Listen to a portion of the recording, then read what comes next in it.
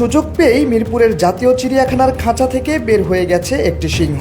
5 December বিকেল 5টার দিকে সিংহটিকে খাবার দিতে আসার পর খাঁচার দরজা বন্ধ করতে ভুলে যান দায়িত্বরত কর্মকর্তা। এর পরপরই দেখা যায় খাঁচার কার্নিশের কাছে অবস্থান করছিল সেটি। এই ঘটনার পর আতঙ্ক বিরাজ করতে থাকে চিড়িয়াখানায় ঘুরতে আসা দর্শনার্থীদের মাঝে। এক পর্যায়ে পুরো চিড়িয়াখানা দর্শনার্থী শূন্য করে ফেলে কর্তৃপক্ষ।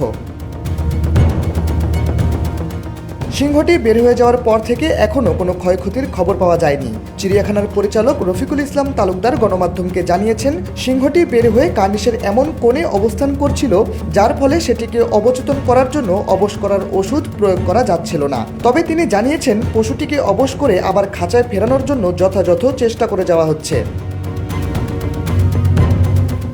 রফিকুল ইসলাম তালুকদার আরও জানিয়েছেন, প্রাথমিকভাবে খাঁচার দরজা খোলা ছিল বলা হলেও এই ঘটনায় একটি তদন্ত কমিটি গঠন করা হবে।